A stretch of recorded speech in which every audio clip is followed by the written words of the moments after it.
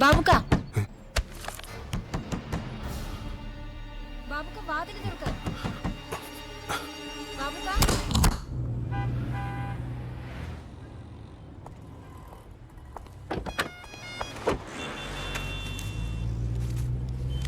ഇതാ സാറേ ബുക്കും പേപ്പറും. പടച്ചവും പോലും കണ്ടുപിടിക്കൂല ഇത് ഡ്യൂപ്ലിക്കേറ്റ് ബുക്കാണെന്ന്. ടാക്സ് ഇൻഷുറൻസും ഒക്കെ പക്കയാ. ഇനി എത്ര വണ്ടി വേണ്ടി വരും സാറേ? 3-4 എണ്ണം വേണം. എല്ലാം പഴയത് തന്നെ വേണോ? അതെ. ആ, ഒക്കെ മാരുതിയാണോ? അതെ. അല്ല, ഞാൻ ചോദിച്ചെന്താന്ന് വെച്ചാ പൊളിച്ചു വയ്ക്കാനോ മറിച്ചു വയ്ക്കാനോ ആണെങ്കിൽ മാരുതിയേക്കാൾ നല്ല വണ്ടികൾ പഴയത് വേറെ ഉണ്ട്. അങ്ങനെ വല്ലതും നോക്കണോ? വേണ്ട. ഇനി എന്താവശ്യം ഉണ്ടെങ്കിലും ഈ യൂസഫിനോട് പറഞ്ഞാൽ മതി. എന്നാൽ ഞാൻ ഇവിടെ ഇറങ്ങാം സാറേ.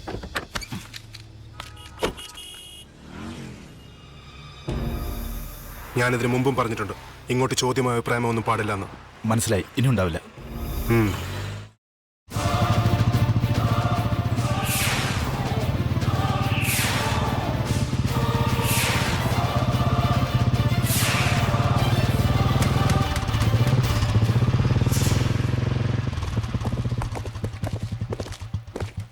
അതാണ് sir Paranthan Devasi.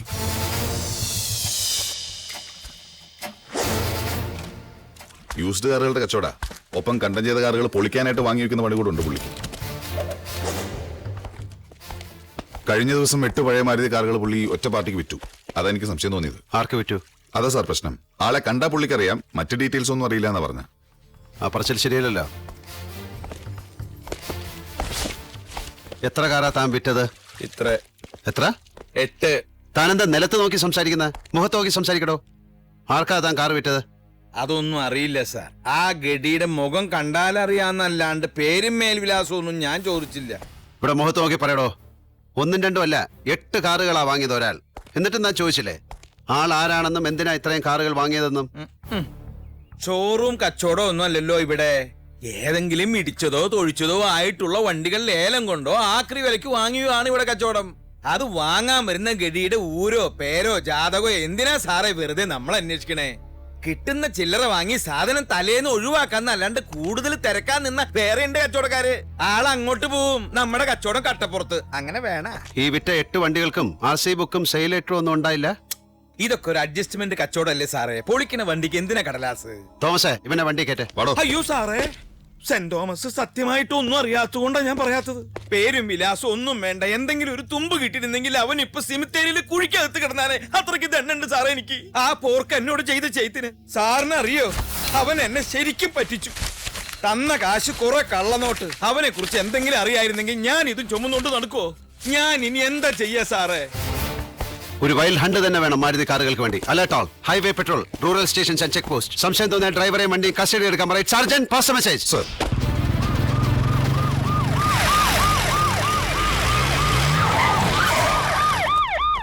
Thomas, check the vehicle.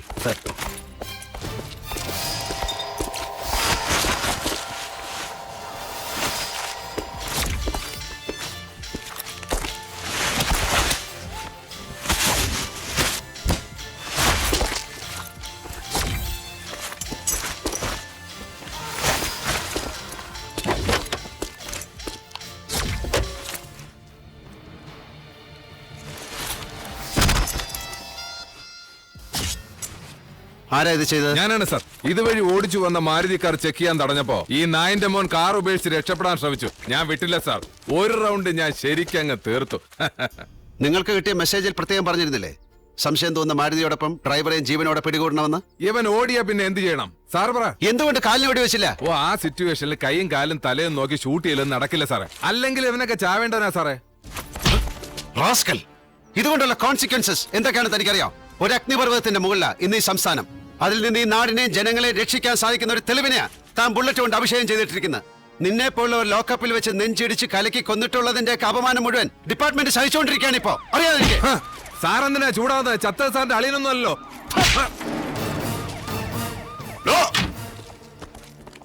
Sir, താൻ എന്താണ് എന്റെ CI ചെയ്തത്? ചെയ്ത കണ്ടില്ലേ, പിന്നെന്തിനാ ചോദിക്കുന്നത്? ചോദിച്ചതിന് ഉത്തരം പറയണോ? തോന്നി അടിച്ചു. തർക്കുത്തരം പറയുന്നു. താനിതിന് അനുഭവിക്കും. തന്റെ തൊപ്പി യൂണിഫോം ഊരി ഞാൻ വെപ്പിച്ചില്ലെങ്കിൽ താൻ കണ്ടോ? സർ, ഒരു മിനിറ്റ്. ഊരലും വെക്കലും ഒക്കെ ഞാൻ ദിവസവും ചെയ്യുന്ന കാര്യങ്ങളാ. ഇനി സാറിന് ആ പണിയാൻ വലിയ താല്പര്യം ഉണ്ടെങ്കിൽ എനിക്ക് വിരോധമൊന്നുമില്ല. കോട്ടേഴ്സിലോട്ട് വന്നാൽ മതി. ആ!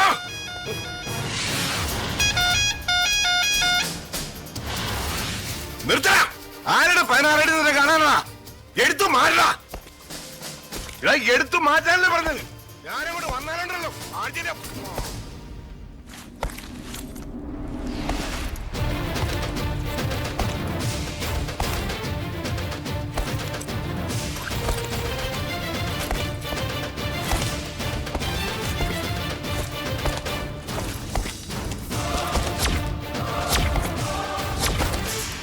പരന്തൻ വിറ്റ ആകെ 8 മാരുതി കാറുകളിൽ ഇപ്പോൾ ഒരെണ്ണം മാത്രമാണ് പോലീസിന് ലഭിച്ചിട്ടുള്ളത്. ബാക്കി കാറുകൾ സ്റ്റേറ്റിന്റെ മറ്റേതെല്ലാം ഭാഗങ്ങളിലാണ് പോയിട്ടുള്ളത്? 8 കാറുകൾ കൂടാതെ വേറെ കാറുകളുണ്ടോ? കൊല്ലപ്പെട്ട ഡ്രൈവറുടെ ദൗത്യം എന്തായിരുന്നു? ആരാണ് അയാളെ കാർ ഏൽപ്പിച്ചത്? ഈ ചോദ്യങ്ങൾക്കെല്ലാം ഉത്തരം കിട്ടുമായിരുന്നു ആ ഡ്രൈവർ ജീവിച്ചിരുന്നെങ്കിൽ. Let me be frank sir, rural SP ആയ അങ്ങയുടെ കീഴുദ്യോഗസ്ഥർ അവിടെ ചെയ്തത് was a reckless and idiotic act തന്നെയാണ്. ഏറ്റവും വിലപ്പെട്ട തെളിവില്ലാതായതിന്റെ വിഷമത്തിൽ ഞാൻ അല്പം നിയന്ത്രണം വിട്ടു എന്നുള്ള സത്യമാണ്. അല്ലാതെ നിങ്ങൾ പറയുന്ന പോലെ നിന്ദ്യവും നീചവുമായ പെരുമാറ്റമൊന്നും എന്നിൽ നിന്നുണ്ടായിട്ടില്ല. പിന്നെയും താൻ ഈ മറുപടി തന്നെയാണല്ലോ പറഞ്ഞുകൊണ്ടിരിക്കുന്നത്. പിന്നെ ഈ ചോദ്യം തന്നിട്ട് ചോദിച്ചോണ്ടിരിക്കുന്നത്. നിയന്ത്രണം വിടുക എന്ന് പറഞ്ഞ വായി തോന്നുന്ന തെറി പറയാണോ? വായി തോന്നിയ തെറി പറയണമായിരുന്നു, അത് പറഞ്ഞില്ല. അതാ ഞാൻ ചെയ്ത തെറ്റ്. അഹങ്കാരിയാണ് താൻ. അതിപ്പോഴാണോ സാറിന് മനസ്സിലാകുന്നത്?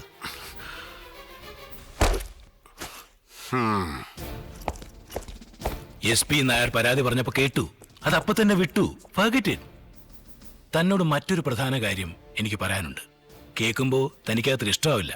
ഇഷ്ടമാവാത്ത കാര്യങ്ങളാണെങ്കിൽ പറയണ്ട സാർ. എനിക്കറിയാം സാർ എന്താണ് പറയാൻ തുടങ്ങുന്നതെന്ന്. ഇതിനു മുമ്പും മോനെ പൊന്നെ കുട്ടാന്നൊക്കെ വിളിച്ച് സാർ എന്നെ മയക്കിയിട്ടുണ്ട്. ഞാനൊരു മണ്ടൻ അതൊക്കെ കേട്ട് സമ്മതിച്ചിട്ടുണ്ട്. ഇനി നടക്കില്ല സാർ. 12-ൽ 11 റൗണ്ടും കഷ്ടപ്പെട്ട് ഓടി ഞങ്ങൾ കുറെ പേർ. 12ാമത്തെ ലാപ്പ് മാത്രം അനായാസം ഓടി കപ്പ് വാങ്ങാൻ ഡൽഹിയിൽ നിന്ന് ആരും ഇങ്ങോട്ട് വരണ്ട. IB, CBI, RO, SPG അല്ല, വരുന്നവർ ഏത് ഇൻഷിൽപ്പെട്ടവരായാലും അന്വേഷണം ഞാൻ ആർക്കും വിട്ടുകൊടുക്കില്ല. മേലധികാരികളെ ധിക്കരിച്ചതിന്റെ പേരിൽ എനിക്കെതിരെ ഷോ കോസ്റ്റ് നോട്ടീസ് നൽകാം, സസ്പെൻഡ് ചെയ്യാം, അല്ലെ ഡിസ്മിസ് ചെയ്താൽ പോലും അന്വേഷണം ഞാൻ ആർക്കും വിട്ടുകൊടുക്കില്ല.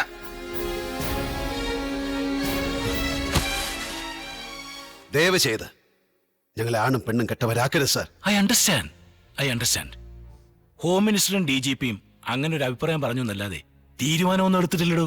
തീരുമാനമാകാത്ത കാര്യം സാർ എന്നോട് എന്തിനാ പറയുന്നത്? പറഞ്ഞു, അത്രേ ഉള്ളൂ.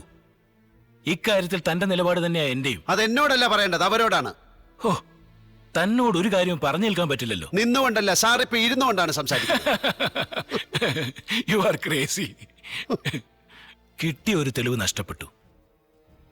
ഇനി അന്വേഷണം എങ്ങനെ മുന്നോട്ട് പോകും? അവൈലബിൾ ആയിട്ടുള്ള ചില തെളിവുകൾ നിസാം മുഹമ്മദ് ഹാജിക്കെതിരെയാണ്.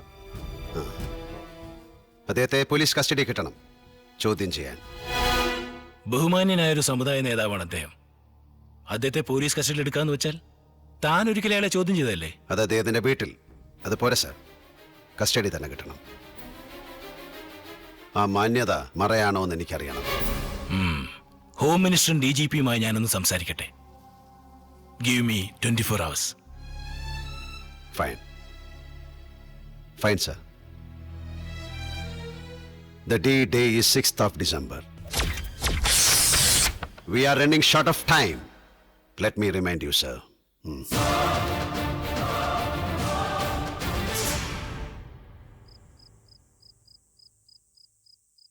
എന്താ അത്യാവശ്യമായിട്ട് കാണാന്ന് പറഞ്ഞത്? സത്യം പറ സാറേ, ആ മാരുതിക്കാർ എന്തിനാ വാങ്ങിയത്? വെട്ടിപ്പൊളിക്കാൻ തന്നെയാണോ? എന്തു പറ്റി? പോലീസുകാർ പരന്തന്റെ അവിടെ ചെന്നിരുന്നു. ആ മാരുതിക്കാർ ആർക്കാ വിറ്റതെന്നറിയാൻ. ആര് പറഞ്ഞു? പരിചയമുള്ളവർ പറഞ്ഞതാ.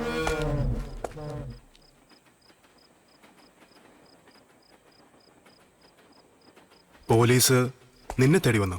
വരാൻ എന്നെ അറിയാന്നല്ലാതെ അഡ്രസ്സൊന്നും അറിയില്ല പരന്തന്. പോലീസ് എത്തും സാറേ. കൂടാതെ നാട് മുഴുവനും മാരുതിക്കാറുകൾ പോലീസ് തിരയുന്നുണ്ട്. എനിക്ക് അവ പേടിയാവുന്നു സാറേ.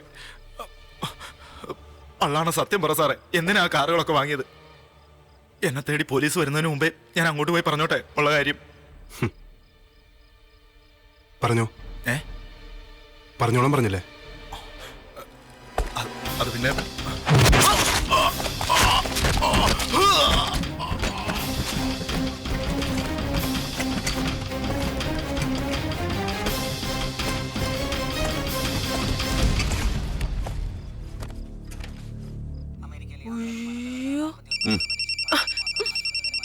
ഫോൺ എടുക്ക്. Hello, yes Thomas. കിഴക്കൻ വിലാസേ? ആ മനസ്സിലായി. എന്താ ജോയ്? ചായക്കടക്കാരൻ ഹസനോ? ആ പറ. ഓക്കെ, ഞാൻ എത്താം, ഉടനെ എത്താം. ഓക്കെ.